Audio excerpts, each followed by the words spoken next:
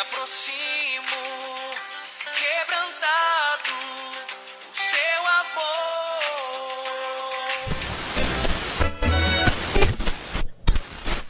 É tão profundo, tão imenso e cobre-nos. É furioso, poderoso e abraça-nos. Só Ele pode devolver a vida aos corações.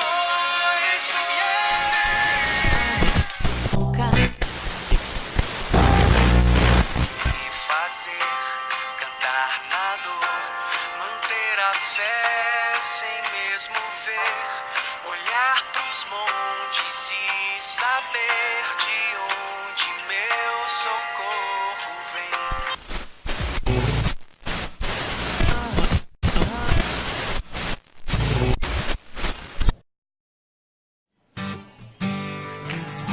Bom, senhoras e senhores, sejam todos muito bem-vindos. Como vocês já viram, nós temos aqui o nosso podcast. E começamos com o estudo com o pastor João. E agora nós estamos iniciando um novo quadro, que é um quadro de entrevistas, onde nós vamos entrevistar pessoas. Com o intuito de trazer um conhecimento e sobre questões pontuais a respeito daquilo que a gente pensa como cristão. E que coisas que divergem muito nesses pensamentos. Hoje eu tenho comigo aqui a presença do Lucas. E aí, Paulo, tudo jóia? Tudo bom, cara? Tudo jóia. O nosso músico e o cara que fez aqui as nossas trilhas sonoras. Já falei dele nos outros podcasts e... Sério, ele tem uma banda chamada Trio Germano, vocês procuram lá. Eu vou fazer um merchandising aqui porque ele fez as músicas de graça pra gente. Não é nada demais não, mas se vocês quiserem ouvir lá no Spotify, Deezer, já tá lá. Fique à vontade e você vai se dar bem. E também temos aqui a ilustre presença do Fabiano Alves, pastor Fabiano Alves. Boa tarde, boa tarde. Tudo bom, cara? Tudo certo. Uma alegria participar com vocês aqui. Espero poder contribuir em alguma coisa. A alegria é toda nossa. A gente pegou meio que na correria. E, como vocês podem ver, nós temos dois músicos aqui. A gente vai tratar sobre esse assunto, música, que muitas vezes pode ser polêmico e muitas vezes pode ser mal entendido, né? Isso. E a primeira questão, assim, a gente já vai direto ao ponto, porque nós temos algumas perguntas para fazer pro Fabiano Alves, que eu, como alguém que já acompanhou parte da vida dele na Vineyard, com CDs e até nas igrejas, né? Que cantam muitas músicas da qual ele faz parte. Então ele tem essa história. Uma das dúvidas que eu tenho é o seguinte, é um pouco mais pessoal. Como que você começou na música, no ministério? E pode ser um pouco um resumo, mas assim, saber como que foi seu início nisso tudo. Da questão que hoje, por exemplo, é relevante aqui para nós, a música começou dentro da igreja, né? Eu já tocava fora e me converti com 17 anos. Lá em casa sempre teve um violão à disposição. Me lembro desde sempre, né? Quando era criança, 12, 13 anos, tinha um violão em casa. Pegava e tal. E tocava músicas e gostava. Tocava com a família. Mas foi quando eu me converti mesmo, 17 anos, que imediatamente já me interessei por ministério de louvor, né? E aí o pessoal me colocou lá, eu não sabia... Me colocaram para tocar antes de me explicar o que queria dizer, né? Acontece muito isso, até hoje. Vai lá e toca, né? Mas foi bênção. Então, assim, desde os 17 anos que eu estou envolvido diretamente em equipes de louvor. Então, a minha história como músico é cristão, compositor, né? E ministro de louvor, está intimamente ligado à igreja, ao contexto da igreja, ao contexto de equipes de louvor. Bacana. Você que é líder de ministério de louvor e a gente sabe que você é pastor presbiteriano, olha só que bonito. Pastor presbiteriano. Reverendo, né? Reverendo hoje. Você começou a liderar ministério de louvor antes ou depois do pastoreado? Como você lida sua vida musical com a vida pastoral? Isso influencia? Vice-versa também influencia? O pastorado veio depois. Na verdade, com 19 anos, eu me lancei num sonho, né, de ser missionário. E aí eu fui para Jocum, Jovens com uma Missão. Paulo também já foi, né, Paulo? Sim, eu ia falar isso agora. Legal. Já estive lá. Fiz um curso só, TED, e voltei. Sim, eu fiz ETED em 1998. Já era nascido? Sim, eu já era nascido, mas nem sonhava que era Jocum, não. Em 1998 eu fiz ETED, aí eu fiquei 5 anos como missionário. Aí eu era muito novo, eu fui para Jocum com 19 anos, né? Mas desde então eu nunca parei, assim, de estar em ministério de tempo integral. Desde os 19 anos que eu estou envolvido em ministério de tempo integral. Porque depois da Jocum é que eu me envolvi com a Vineyard, né? Acho que, não sei, em algum momento a gente deve conversar sobre isso também. Sim. Então não vou entrar em detalhes agora. Mas eu me envolvi com a Vineyard e foi lá na Vineyard que eu fui desafiado a ampliar a minha influência como ministro de louvor, estudando teologia e me tornando um pastor também. E isso realmente foi um grande ganho no meu ministério musical. Primeiro porque conhecer a teologia, conhecer as doutrinas, isso ajuda muito a você não apenas a escrever as suas próprias letras, mas a filtrar a que tipo de letra você traz para a igreja cantar, né? A construir um repertório para a igreja que seja uma dieta balanceada, assim, em todos os sentidos, né? Porque nem é tudo aquilo que se escreve faz sucesso. Eu acredito que deveria ser cantado pelas igrejas. Então me ajudou muito nesse sentido na área musical, mas também me ajudou porque hoje até aconteceu um episódio na minha vida ministerial que foi da minha voz ter ficado doente, né? Isso aconteceu há mais ou menos 6 anos atrás. Sim. E eu tive um problema muito sério. Foi nesse período que eu aproveitei assim o ritmo das coisas ministeriais na área da música reduziram. Então então faz mais tempo, acho que faz uns 8 anos. Não, faz uns 10 anos. Eu acho que eu aproveitei. Nós estamos em 2018, porque eu lembro desse detalhe, quando você veio com a Vineyard aqui em Valadares fazer um workshop com o pessoal de Salos. Sim. Eu acho que foi em 2010 isso. Então. Foi em 2010 que você, na época, eu até já tinha me perguntado que você não estava, você só estava tocando, não estava cantando. Aí eu perguntei para alguém de Salos, aí me falaram sobre sua doença. Isso deve fazer uns 10 anos então que começou, né? E foi nessa época que eu fui, por exemplo, estudar teologia, né? Eu orei, disse: Senhor, eu não preciso dar a música para te servir. Eu posso fazer tanta coisa.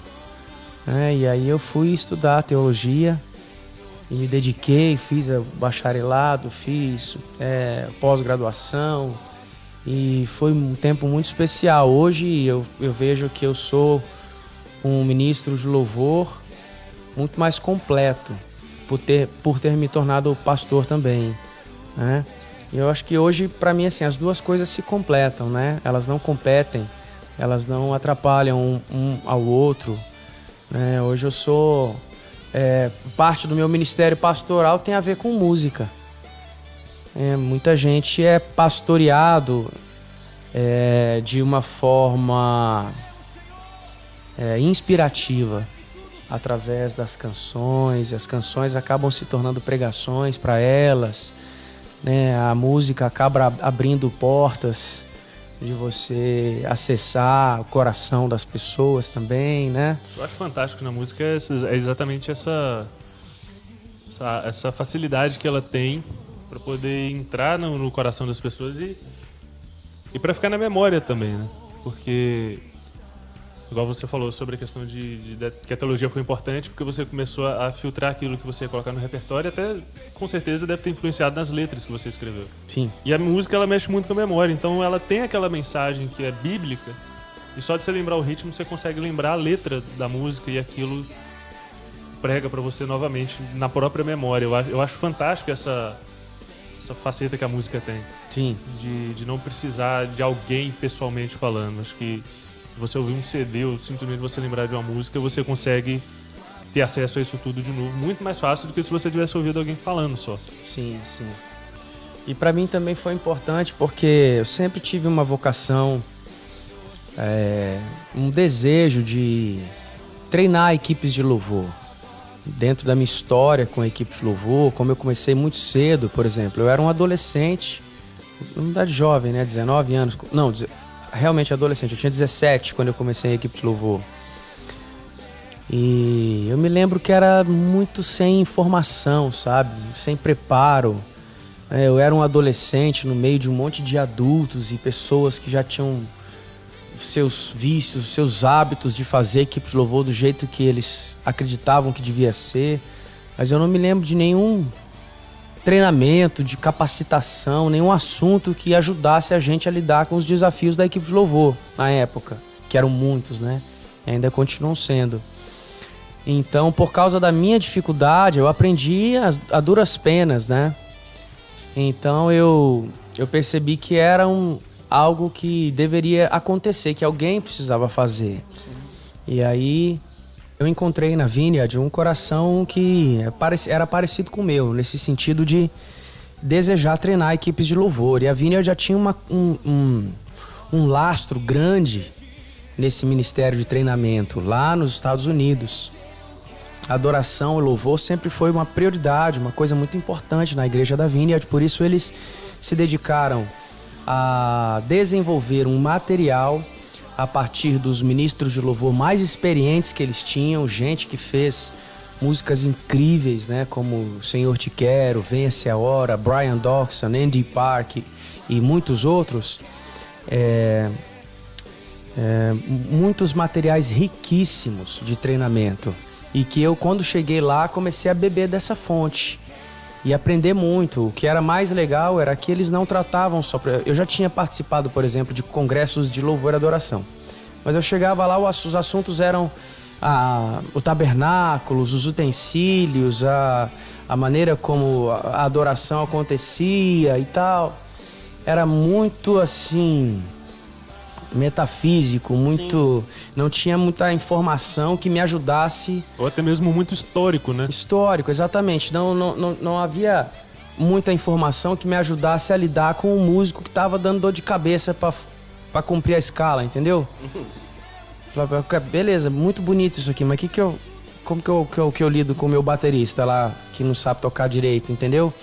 Então aí eu comecei a receber esse... material de treinamento, estudar, me aprofundar, acrescentei a todas essas coisas meu curso de teologia, minha experiência como pastor, né? E aí comecei, junto da Vineyard, a treinar equipes de louvor. Então, como o assunto aqui veio, né? Nasceu da pergunta da relação entre pastor e ministro de louvor. Então, a teologia também hoje é uma grande aliada para mim nesse sentido, né? Que me dá muito mais respaldo, né, para conversar. E o papel geralmente de um ministro de louvor numa igreja é fazer a interlocução entre o pastor e a equipe de louvor. A equipe de louvor tem expectativas a respeito do pastor, o pastor tem expectativas a respeito da equipe de louvor. Só que é preciso uma interlocução ali, porque geralmente a equipe de louvor não consegue entender a cabeça de um pastor, um líder de uma igreja, né? O líder e o pastor de uma igreja às vezes não conseguem entender também como é que funciona a cabeça do artista, do músico e tal. Então, você conseguindo ser as duas coisas, você consegue traduzir as línguas. Eu imagino que seja basicamente aquele conflito que tem de pai e filho, de gerações diferentes e pensamentos um pouco distintos, e eles não conseguem se expressar um pro outro. É por aí. E agora é interessante, só antes da gente partir para a próxima questão, eu não sabia que a Vineyard era esse movimento de treinamento. Quando eu conhecia, eu via os CDs, eu sabia que tinha um pessoal de fora, eu imaginava que era como... É igual até algumas igrejas que eu sigo, americanas, no Instagram, que tem vou falar mais famosa, né? Que é o Hillsong, que tem a igreja Hillsong e tem o grupo de louvor que grava CDs, que canta e tudo. Sim. Da Hillsong, eu imaginava que era mais ou menos isso, que a Vineyard fosse. Mas é legal saber que tem gente preocupada em trabalhar e treinar nesse sentido, porque... Uhum. E uma coisa muito legal que talvez é importante dizer para a galera que estiver escutando e tem interesse em se capacitar para o ministério de louvor, Existem no Brasil ministérios que fazem escolas respeitadas, como por exemplo o CTMDT, não é? Do Diante do Trono. Só que para você fazer esse treinamento, você precisa se deslocar da sua cidade. Vocês ainda, Valadares ainda é perto, né? Mas tem gente no norte, no nordeste, por exemplo, não tem condição financeira e não tem disponibilidade também. O cara não pode deixar o trabalho dele, né, por um ano e se dedicar a um curso dessa natureza. Então a Vineyard, para atender uma demanda que até então eu não conheço um outro ministério que faça a mesma coisa, criou uma plataforma de ensino à distância. Bacana, cara. Com um curso muito completo chamado Fundamentos da Adoração. E nesse curso existe treinamento em diversos assuntos. Como disse, o curso é bastante completo. Então é legal porque você alcança o mundo, né, com o ensino à distância.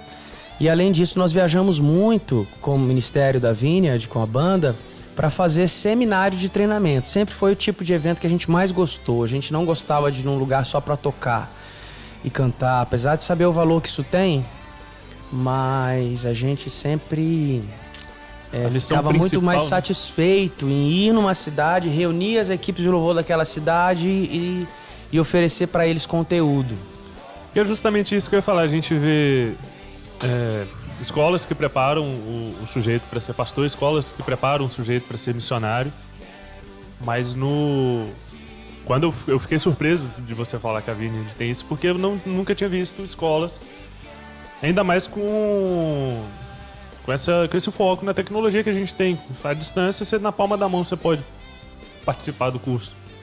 E isso é bom porque aí as pessoas passam a ter consciência desse negócio, você falou até teológica mesmo, e bíblica, de cantar aquilo que a Bíblia fala. Desejamos mais que tudo, Senhor! Aleluia!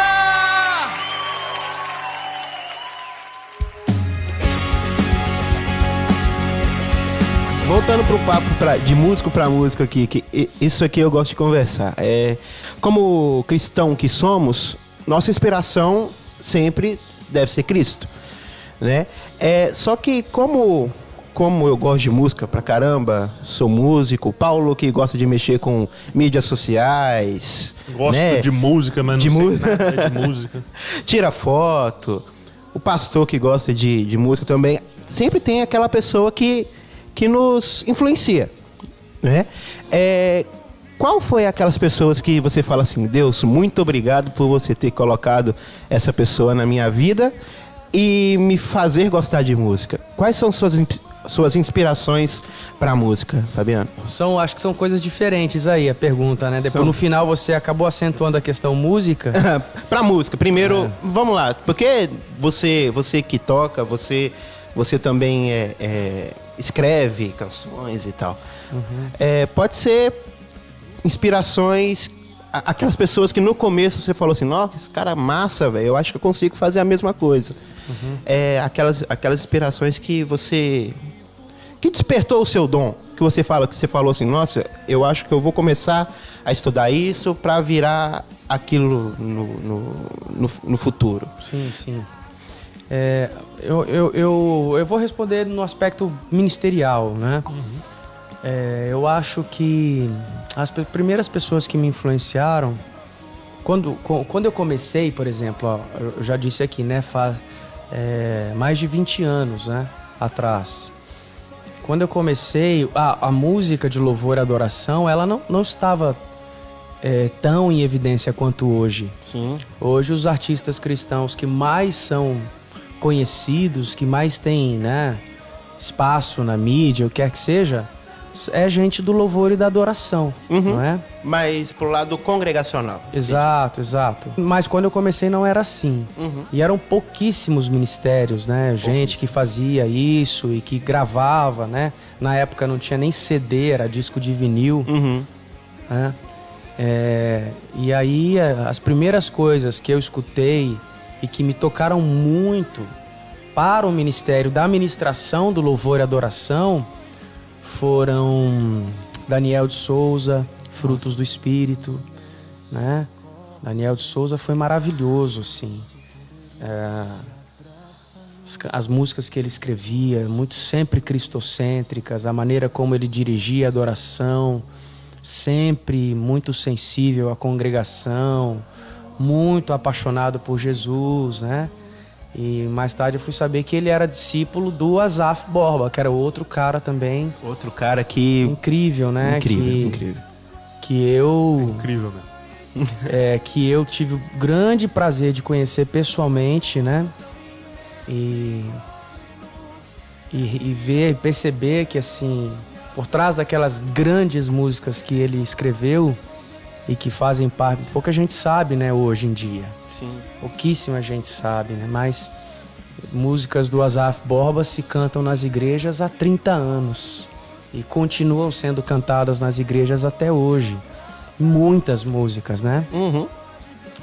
Aí eu percebi quando conheci pessoalmente que tinha muito mais atrás das músicas. Era um homem realmente humilde, né? Realmente apaixonado pela igreja, que para mim são características fundamentais para um ministro de louvor e adoração congregacional. É necessário uma paixão pela igreja muito grande, é necessário a humildade. E eu vi isso muito claramente na vida do Asaf e também do pastor Ademar de Campos, né? Que também foi uma outra referência para mim, continua sendo, na verdade, de um ministério longevo, né? De um ministério frutífero, muitas músicas, de um ministério encorajador também. O pastor Ademar é alguém que acredita, né, em novos ministros, em pessoas, assim, ele sempre tem uma palavra de encorajamento. E quando eu era bastante novo, ele já me encorajava, já dizia coisas assim sobre mim, e eu ficava muito feliz com isso. Então eu acho que essas são as minhas principais referências. Claro que assim, aí, por isso que eu disse, né, não é necessariamente musicalmente, porque musicalmente, hoje... você tem um outro estilo, uma outra textura musical, uma outra maneira. Então eu tô olhando para outros lados exatamente para continuar me atualizando, não é? Sim, até mais pra frente já falar sobre esses novos lados que você deve buscar. Eu já separei tudo, Fabiane. A gente basicamente vasculhou você, sua vida, sua história e colocamos aqui. Não, brincadeira. Sobre essa questão de você se manter atualizado, surgiu uma dúvida. O que hoje com a tecnologia a gente tem tudo na palma da mão. Eu basicamente passo o tempo que eu tenho disponível, que eu não estou na igreja atendendo o telefone, e que eu posso estar ouvindo música. Eu tô com o Spotify aberto, ou no computador, ou no meu celular ouvindo música. Eu basicamente... Quando estou produzindo qualquer coisa, seja uma arte para divulgação, ou seja uma ideia do que fazer com a comunicação da igreja, eu estou ouvindo música porque isso aumenta minha produtividade, minha criatividade. Ouvir música enquanto eu trabalho me inspira e me facilita a pensar. Aí eu queria te perguntar, o que é que para você no Spotify não pode faltar assim? Pelo menos no Spotify? Algo que você escuta, que você tem prazer naquilo, é só uma coisa um pouco mais descontraída pra gente tirar a seriedade um pouco da conversa. Tá. Bom, nem adianta tentar esconder, porque parece que o Spotify é um negócio que se a pessoa te segue, ela vê tudo que você... Depois eu vou te ensinar uma manhã, tem como você colocar ele offline. Pronto. Mas eu escuto de tudo, cara. Eu escuto de tudo. Meus playlists aqui no Spotify são muito ecléticos, assim, né?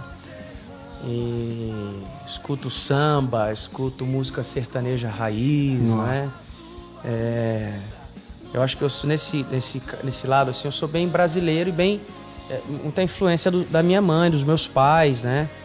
Que escutava, né? A gente fazia muitas viagens de carro, tinha as fitas cassete...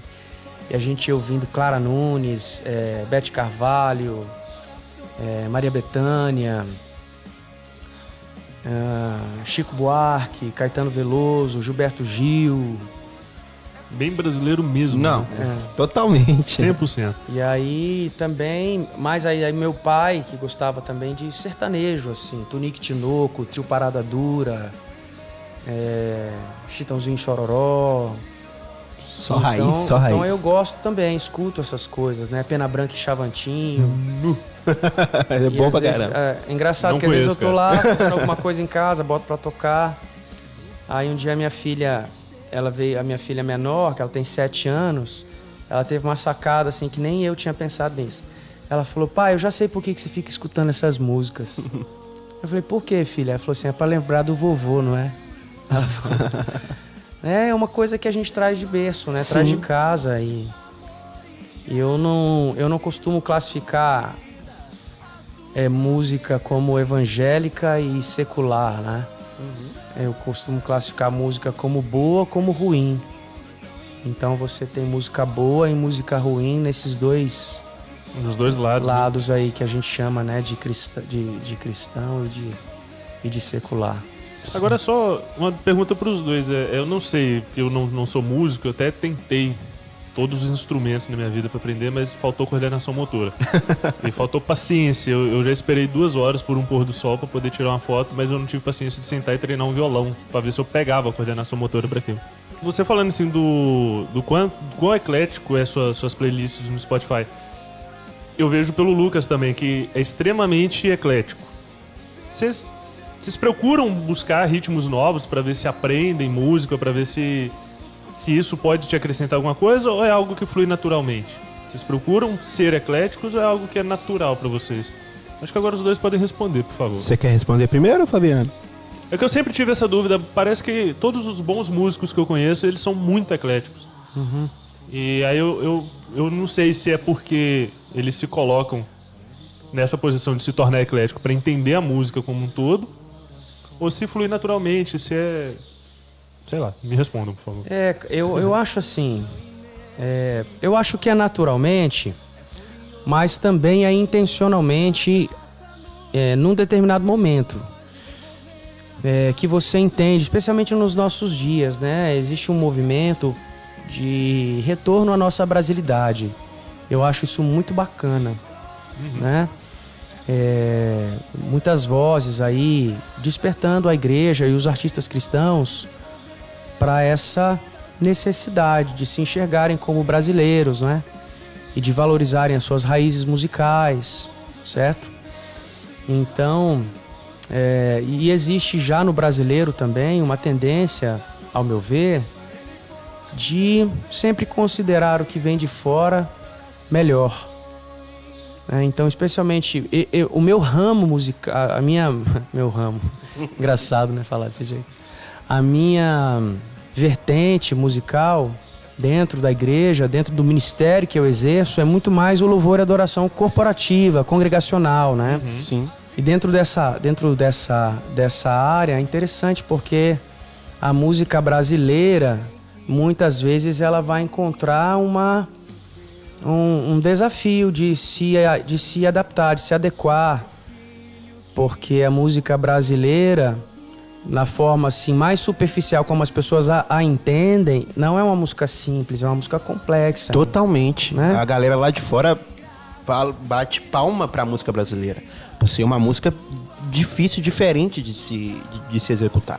Não tem nada semelhante no resto do mundo, né? Você olha e é completamente personalizado. Mas isso é uma coisa que congregacionalmente não funciona muito bem, entendeu? Porque o complexo, ele não é facilmente cantado por 100, 200, 300 pessoas ao mesmo tempo e não é facilmente executado por equipes de louvor de amadores, que é a realidade das igrejas, dos músicos que tocam nas igrejas ao redor do país.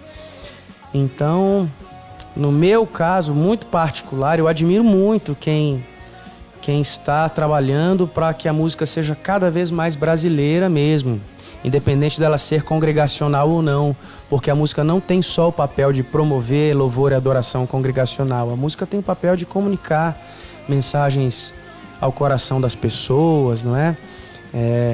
Então eu entendo esses diferentes papéis da música dentro da igreja.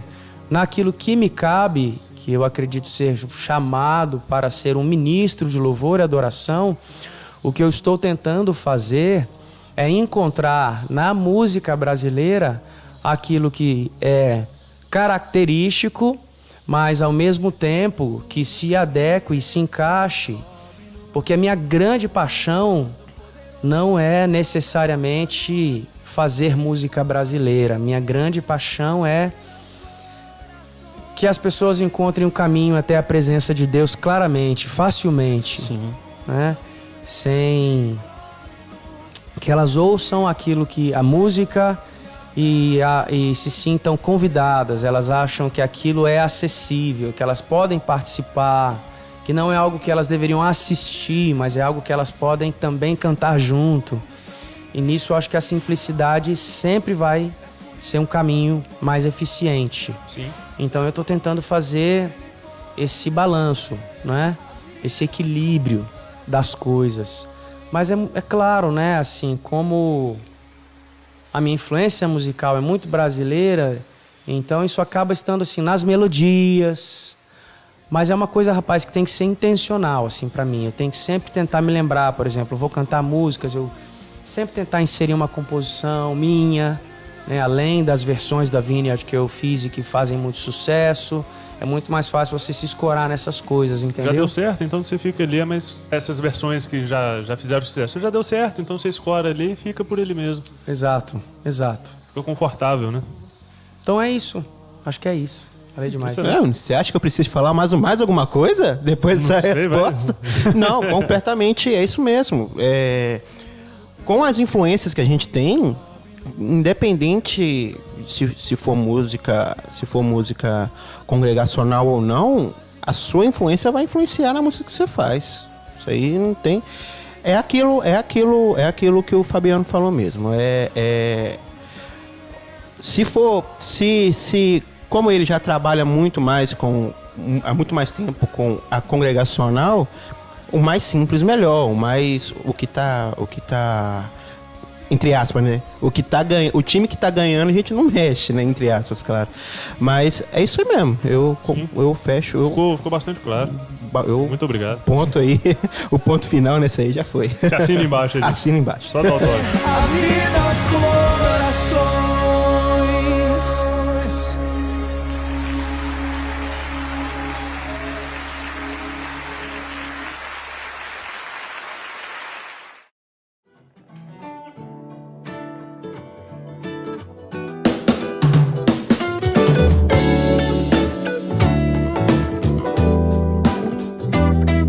Você disse que sua vertente mais é a congregacional, né? E a gente sabe que dentro da música cristã tem duas vertentes, a congregacional e a não congregacional, né? Sim. Na congregacional, você me corrija se eu estiver falando errado, tá? Se falando alguma besteira.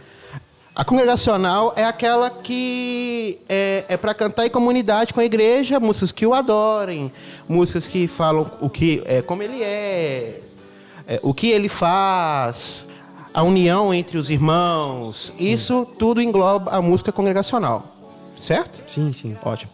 E a não congregacional é um estilo de música cuja composição fala de tudo, mas na cosmovisão cristã. Sim. Né? Eu gosto de dar... Eu vou dar alguns exemplos de um cara que eu gosto muito, que é o João Alexandre. Sim. Né? Que fala sobre Minas Gerais nas composições dele. Tem uma música de Minas. Tem uma música que fala sobre a situação em que o Brasil se encontra. Ele fez quase que uma para cada estado, né? Eu achei isso legal pra caramba. E fala sobre o amor, fala sobre paixão, beleza da criação, entre outros, né? Sim. Uma pergunta um pouco cabeça, Paulo Lanes, se você me permite. Fica à vontade. Para você, existe um limite na música não congregacional? Em questão de assunto, em questão de composição? Algo que a não congregacional não pudesse falar? Seria basicamente isso? Exatamente. Até onde ela pode ir, basicamente? Qual é o limite da música não congregacional? É interessante, a arte em si, ela não obedece muitas regras, não é? Isso. A arte não obedece muitas regras, então eu acho que é difícil falar de limites sem falar dos objetivos. Eu acho que o que determina os limites são os objetivos que a pessoa tem com aquela sua arte, certo? Sim. Faz sentido? Faz totalmente. Perfeitamente. Então, a questão dos limites depende dos objetivos que a pessoa tem com aquela música, né? Sim. Por exemplo, recentemente o Paulo Nazaré, que é outro cara que eu gosto demais, né? Inclusive convidei ele para cantar uma música comigo. Recente ele topou, foi muito legal. Vai ser lançado ainda, né? Vai ficar bem bacana. Ele escreveu uma música chamada Vai Ver, que claramente fala de relacionamentos, né? E fica para mim, pelo menos, porque a arte também ela tem essa coisa de você interpretar como chega no seu coração, né? Sim. Eu achei essa música particularmente maravilhosa. É linda, e para mim ela fala de um relacionamento amoroso, desgastado, né, por circunstâncias e o tempo, necessidade de perdão, de se acreditar de novo em procurar, em dar o braço a torcer, não é? Uhum. Então, cara, isso é muito legal, porque é um assunto muito, como você disse, por uma cosmovisão cristã. Sim. Não é? Que seria, por exemplo, a cosmovisão cristã, um relacionamento desgastado, um casamento, por exemplo, não é para ser quebrado, mas é para ser reconstruído. E não é? Essa é a cosmovisão cristã. Casamentos duram para sempre, de acordo com a nossa cosmovisão, certo? Uhum. Sim. E é aquilo que ele trata ali, sem falar Deus, né? E sem necessariamente apresentar a música como cristã. Então, cara, isso é muito legal. Glória a Deus que tem pessoas que fazem isso, como Paulo Nazaré, com tanta sensibilidade e habilidade, né? Um poeta. Agora, como disse, né? Naquilo que eu acredito que é a minha vocação, eu nem consigo. Se eu tentar fazer uma música dessa, não sai, não dá certo, entendeu? Porque são os recursos espirituais que Deus deu para o Paulo para exercer o ministério de acordo com a missão que ele tem, que é diferente da minha.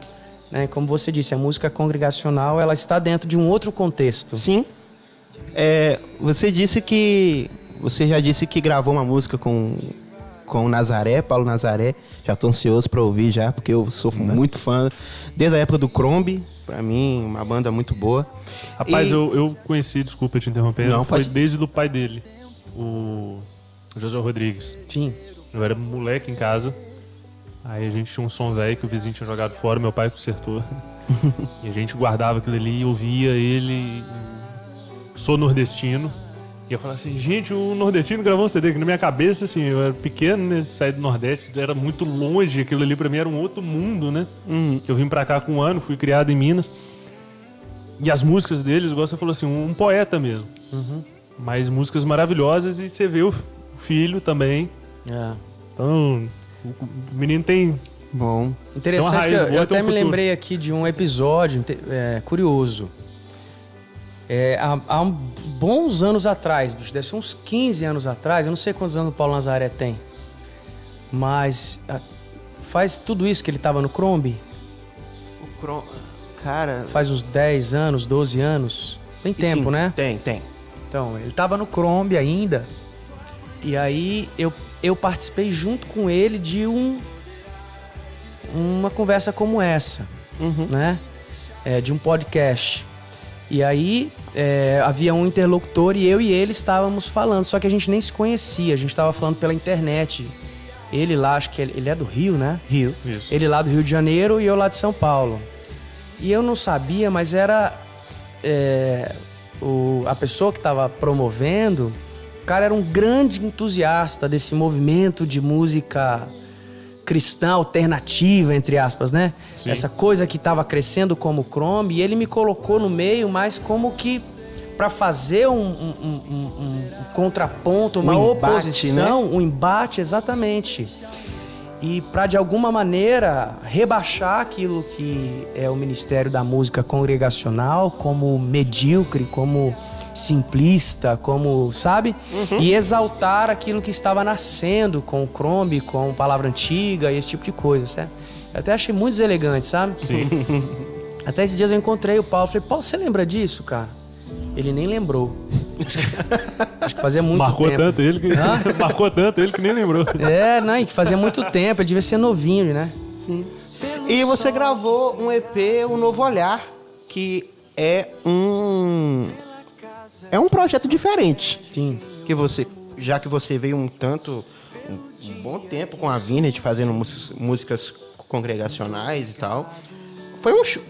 Foi um choque para você? Como é que foi? Como é que foi fazer um projeto desse, diferente dessa vertente que você trabalhou há muito tempo? Como é que foi? E se você pretende voltar para esse ramo? Porque, como você disse, é um ramo diferente. Uhum. Como é que foi para você gravar um projeto diferente de que você trabalhou já? Basicamente nasceu de uma necessidade. Eu nunca tive intenções de fazer, né? Mesmo porque eu sei que tem gente que faz muito melhor do que eu esse tipo de música.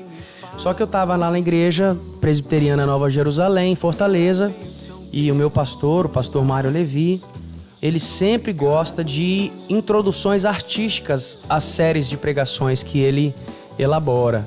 Então, às vezes, ele tem um tema para ser pregado durante um mês ou 6 semanas, e aí ele sempre gosta de algo antes da pregação que sirva como uma inspiração artística para as pessoas abrirem o coração para aquele tema. E aí eu nunca tinha trabalhado numa igreja que tivesse essa cultura. Então estar nessa cultura me desafiou eu sou compositor, né? E, poxa, que legal se a gente escrevesse músicas para séries de pregações e que acompanhar. Aí eu falei, eu vou tentar uma vez, se não der certo eu paro. Vamos ver até onde vai, né? Vamos ver até onde vai, exatamente. E, cara, eu comecei a escrever e tocar as músicas antes das pregações e pelo menos o povo da minha igreja gostou. Acho que é porque eles gostam de mim também, né? Aí... Não, mas eu vou te falar um negócio. Quando eu ouvi o Cantar na Dor, que pra mim, falei, cara, que música linda, de coração, a galera gostou mesmo. A galera gostou muito da música, porque a música é linda, velho. Parabéns. Não, cara, eu até recebo parabéns, mas agora eu vou transmitir para o verdadeiro compositor. O Cantar na Dor é a única do EP Um Novo Olhar que eu gravei que não é minha. Sério, cara? Quem é, velho? Eu dou parabéns pro cara, pra falar. Ela é do Felipe Lobão. Felipe Lobão. É um menino muito talentoso lá da Igreja Presbiteriana Nova Jerusalém. Sim. Né? E inclusive cantou comigo a música. Sim. É aquele garoto que cantou comigo. Sim. É dele. Essa Cara, música é linda mesmo. Linda. Mas assim, foi isso. Eu comecei a escrever as músicas, cantar nas séries de pregações da igreja. E o povo da igreja pedia. Pô, Fabiano, e aquela música? Como é que eu escuto ela? Não tinha onde escutar, né? Eu não fiz pra gravar, eu fiz pra tocar antes das pregações, né? E aí eu falei, rapaz, eu vou ter que gravar isso, pra pelo menos o povo da minha igreja ter acesso, né? Um arranjo legal e tal. E isso foi, assim, bem aceito na igreja e até fora. Algumas pessoas têm gostado, têm encorajado a continuar, né? Aí, inclusive, vou lançar outro agora. Ah, que legal, cara. Na mesma praia, que vai se chamar Contentamento. Olha aí, mais uma notícia exclusiva aí, né? Foi para esse EP que eu fiz uma parceria com o Paulo Nazaré, que ele tá cantando uma música comigo. Que legal. Que é a música título, tema, que chama Contentamento. Então vou lançar mais um. Não sei se eu vou continuar fazendo, mas enquanto tiver a necessidade, a gente faz. Quando tiver precisando, nós estamos aí fazendo. Isso me lembrou a pergunta que eu ia fazer da outra vez. Como você falou, assim, o pastor gosta dessas expressões artísticas, né, antes das mensagens. Eu já vi alguns pastores combinando com o pessoal da equipe de louvor as músicas que eu cantar no domingo que tivessem a ver com a mensagem que ele fosse pregar. Sim. Eu achei a ideia interessante. Tem gente que não gosta que isso aconteça. Não, ficar combinando a música. Eu achei interessante porque é o seguinte, é uma forma que a música ela tem a ver com aquilo que ele vai pregar e eu acho que fixa melhor na cabeça das pessoas aquilo que ele vai falar ali. Então assim, eu achei interessante, mas ao mesmo tempo que eu vi algumas pessoas foram contra. O que você acha dessa... Eu vi que o pastor que combinou, ele não combina sempre, mas quando ele tem alguma pregação especial, ele gosta de ter ele escolher as músicas que o pessoal vai tocar por causa da pregação que ele vai ter naquele domingo ali. Sim. O que você acha, assim, sua opinião? Eu acho que nessa relação aí deve haver um equilíbrio, né? da parte do pastor de não escolher a lista inteira, né?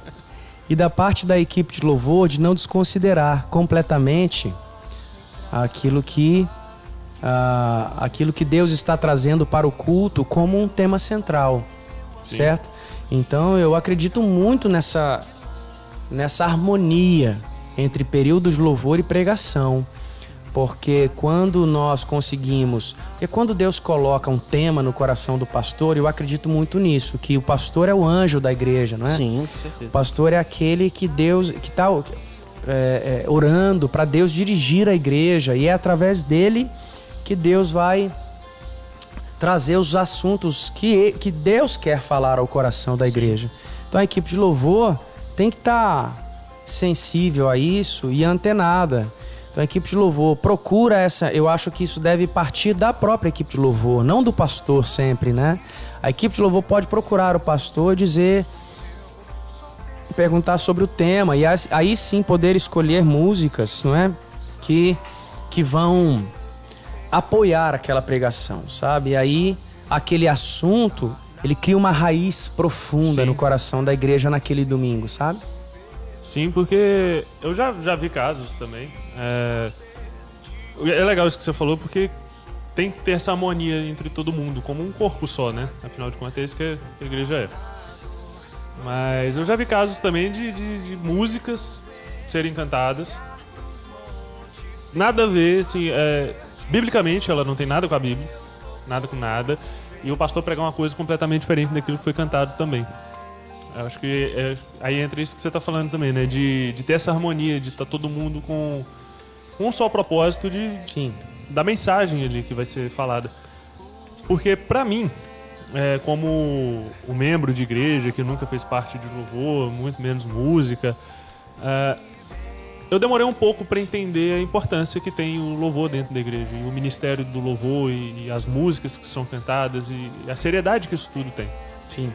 De entender que Deus fala através das músicas. Sim. Eu comecei a entender isso agora mais a fundo, e comecei a parar para prestar atenção com a chegada do pastor Alex aqui no Aprisco, porque ele martela muito sobre isso, dessa importância do louvor. Eu acho que até quando você esteve aqui no aniversário da igreja, você falou sobre isso também, numa das ministrações suas. Sim. E é algo que a gente tem que atentar, né? Porque o louvor não é só um momento... Ele não é só, não. Ele não é nada disso. Ele não é um momento de entretenimento. Igual algumas pessoas levam. Ah, não, vou cantar uma musiquinha ali pra ficar divertido. E depois eu ouvir a pregação. Inclusive, eu já vi gente que chega atrasado na igreja, perde o momento do louvor, porque fala que o importante mesmo é a pregação. Sendo que Deus fala. Do começo ao fim. E muito obrigado pela resposta.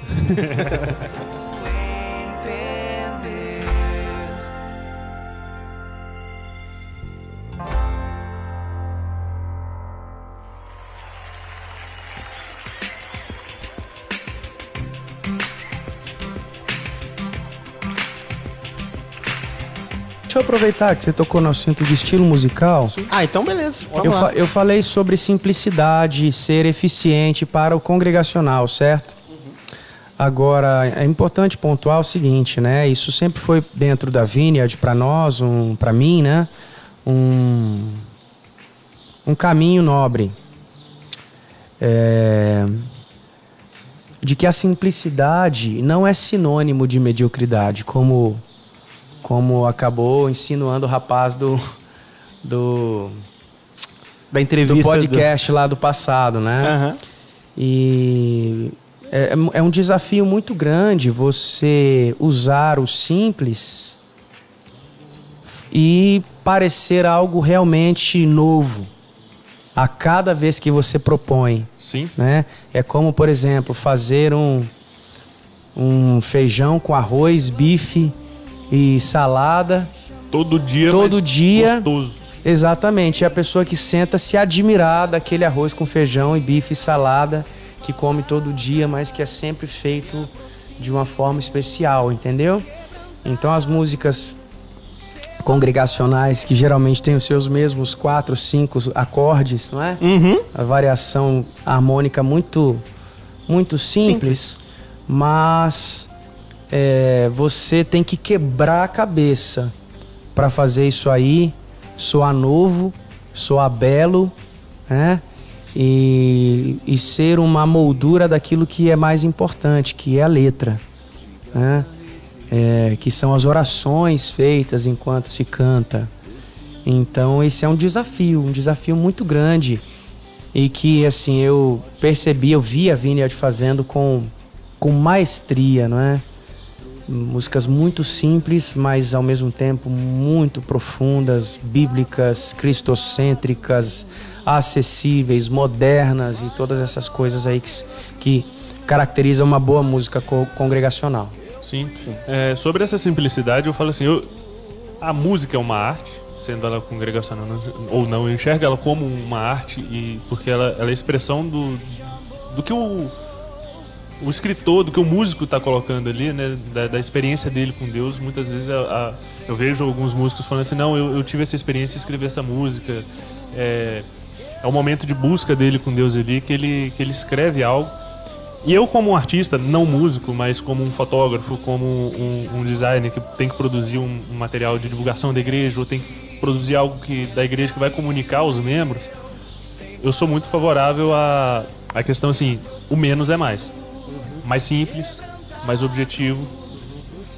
O negócio é você cumprir seu objetivo e igual você falou da música congregacional ou da música não congregacional, você saber qual que é o seu objetivo e trabalhar em cima dele. E cumprir o objetivo de uma maneira mais simples possível, mas que as pessoas entendam com clareza aquilo que você está dizendo, sim, é um desafio enorme. E muitas vezes eu vejo um pouco de, talvez, preguiça, né, dos artistas cristãos.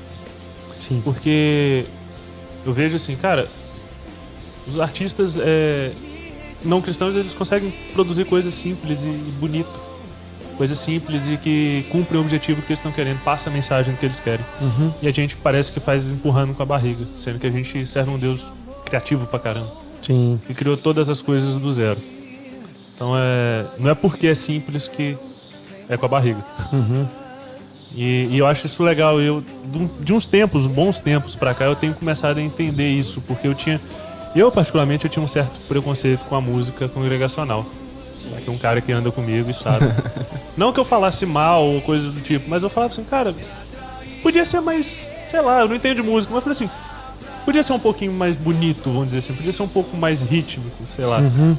Mas andando com pessoas que são do meio do louvor, que é o Lucas, que tem os meninos da igreja também, e eu tenho entendido isso com mais clareza e com certeza essa conversa me esclareceu muita coisa a respeito disso. Que legal. E abriu minha cabeça muito para poder entender essa conversa aqui com você. E eu queria agradecer, né? A gente já tem mais alguma pergunta ou já pode encerrar? Já pode. Com essas palavras lindas suas, já pode fechar tranquilamente. Porque era uma das coisas que eu tinha falado com o Lúcio, assim, a gente vai conversar com o Fabiano. Para mim é um nervosismo muito grande, porque até um tempo atrás eu só te ouvia no CD e agora a gente tá aqui. Antes eu conhecia só de ouvir, agora meus olhos te viram. Então, assim, pra mim é uma honra, é um prazer muito grande ter essa oportunidade aqui com você. E eu espero que as pessoas que escutem isso, elas entendam que esse é o nosso objetivo, de mostrar que cada um tem o seu lugar. Sim. E que o reino de Deus tem espaço para todo mundo. Sim. Assim como você citou o Paulo Nazaré, Uhum. que é um estilo completamente diferente do seu, Uhum. que são focos diferentes, de objetivos diferentes, mas que até já se juntam para poder fazer uma música. Sim, claro. E que... Eu acho que... Desculpa te Não, interromper, fica à vontade. cara. E fica até a dica, né? A orientação, não sei se posso dizer isso. Para quem tá aí na música cristã querendo encontrar o seu lugar. Eu acho que nós não podemos deixar que as tendências determinem o caminho que nós vamos seguir. Sim. Sim. Certo? Porque as tendências mudam. E aí, vou citar aqui um exemplo muito negativo do que seguir tendências pode proporcionar, né? Como eu disse aqui já na nossa conversa, houve uma época em que a música de louvor e adoração passou a ser a música mais consumida. no mercado, certo? E esse fenômeno, que é estritamente de mercado, comercial, afetou, né, a maneira como as pessoas se posicionaram musicalmente. Sim. Então, muita gente que, ao meu ver, não tinha a mínima vocação para serem ministros de louvor, entendeu? Entraram nesse barco e sem coração para isso, entende? Sem chamado, sem vocação para isso, simplesmente porque passou a ser a música do momento, a tendência, a música do mercado. E isso foi péssimo para a igreja, para as equipes de louvor, porque elas passaram a ter referenciais, certo? De pessoas que não faziam aquilo que congregacionalmente era eficiente, mas eles estavam se autodenominando ministros de louvor, ministros de adoração. Isso foi ruim, entendeu? Então, e logo passa. Aí vai passar essa tendência, aí a música da moda vai ser uma outra, né? Se você E pegar aí, igual falando nisso, você pega a Hillsong, vamos pegar a Hillsong no âmbito cristão assim, pega a Hillsong no final dos anos 90 para agora. É totalmente diferente, é uma coisa de, digamos, de moda, pode ser de moda, né? Muda, a música, a arte ela é sempre ela está em desenvolvimento, sempre ela está em movimento. Então, sim, é isso mesmo. Mas é bacana, assim, a Hillsong, pelo menos, eu vejo uma coisa legal, que eles mantêm uma identidade ministerial. Eles, Sim, é isso que eu ia eles falar. mudam a textura. Eles mudam alguma coisa, mas a essência deles está ali. Exato. Em algum lugar você consegue perceber isso. Você Exatamente. escuta uma música deles dos anos 90 e uma de hoje, você fala assim, isso é Hilson. É. Então, mas eu tava dizendo isso, só pra embalar, fechar o que eu tava dizendo aqui. Então, você que tá querendo se posicionar na música cristã, né? Seja dentro da tua igreja, contexto menor, né? Siga aquilo que Deus está falando com você. Não siga uma tendência. Não acredite simplesmente na moda, naquilo que as pessoas estão dizendo que é legal fazer. Não é porque tá dando Né? certo que eu vou, né? Exato, porque as tendências vão mudando, não é? E os ministérios mais frutíferos que eu tenho percebido ao longo todos esses anos fazendo o que eu faço, é gente que acredita muito naquilo que faz, porque não por causa de uma tendência, mas por causa de uma vocação, daquilo que Deus falou ao seu coração, entendeu? Sim. Então é por isso que eu faço o que eu faço, por isso que eu sou quem eu sou, é por isso que as pessoas que eu mais admiro nessa área também abraçam assim com todas as forças aquilo que Deus colocou no coração deles como vocação. E é legal se entender, se achar nesse caminho, entendeu? Sim, perfeitamente. E com isso a gente encerra por aqui. Eu acho que as considerações finais ficaram bastante claras. Pastor Fabiano, muito obrigado pela disponibilidade. No meio da correria a gente laçou você aqui e gravamos. Lucas, muito obrigado por ter saído de sua casa, por estar aqui com a gente também, por ter sido esse suporte aqui que entende de música. Ficou mais... que a gente conseguiu colocar, né? Alguém que entende de música, alguém que é um som entusiasta. E eu espero que a gente tenha outras oportunidades para poder reunir e conversar sobre música, sobre o reino de Deus. E você que está nos ouvindo, nos acompanhe, deixe seu comentário. Se você gostou da conversa, se você quer acrescentar alguma coisa, ou se você discorda de alguma coisa que a gente falou aqui, a gente está aberto para o diálogo, a gente não tem aqui uma palavra autoritária sobre ninguém. A gente não é dono da verdade, a gente apenas busca essa verdade que é Jesus. Então participe com a gente, vai vir mais estudos bíblicos com o Pastor João. Em breve nós vamos ter mais novidades, mais entrevistas também. E é isso aí, um abraço, um beijo do Madre. Fui!